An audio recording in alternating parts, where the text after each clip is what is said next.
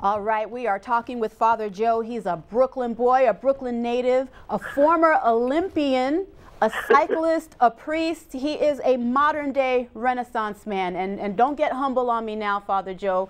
All those accolades are duly deserved. Where are you now on this amazing journey?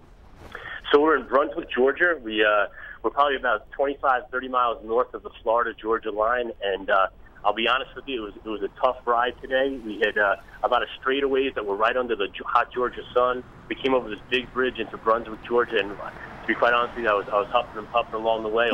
All five of us were. But yeah, we just pulled into Brunswick, Georgia, and thankfully got a nice cold shower and some Gatorade in us. Some Gatorade. You got to get those fluids back in you. You know, we joked a little bit ahead of the interview about, you know, you having an unfair advantage because you are a former Olympian, but you said, you know, and of course it was a little tongue-in-cheek, physically maybe not, but mentally you all are on the same page. Tell us about this cause that you are going to such great pains to bring light to. Sure. So Biking for Vocations was kind of the brainchild of one of the seminarians, Stephen Rooney, who had an experience last year and biked across America and realized when he got out into the western part of the United States that they were lacking in priests. So he presented to myself and to Father Mark Swartbogger, who's at the seminary, can we come up with some way to promote vocations and get the good word out, encouraging and challenging communities to really respond, first and foremost, to pray for vocations, but also to make it a culture of vocation, and talk about the priesthood, the religious life in the parishes, in the family. And so we decided to start at St. Augustine because, of course, that's where the first Catholic Mass was ever celebrated. Okay. And we've slowly started to come up the coast, and now we're on our third day, finishing this, you know, the first part of the ride. And as I said, it's really challenging, but for a great cause. I can imagine, and I know you're tired, and I'm not going to take up too much more of your time, Father Joe, but I know you are doing this to raise awareness. What's the feedback been like? What have you been hearing? How much further do you have to go?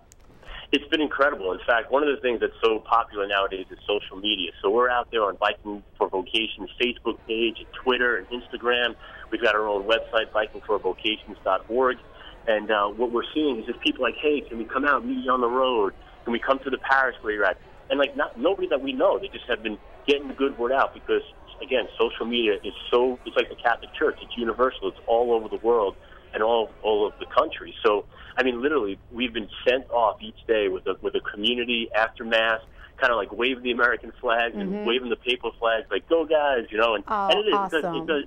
It does have that festival feel to it. Awesome. Well, we support you here, but I got to ask you the last question in the last few seconds we have. When are you headed back to Brooklyn?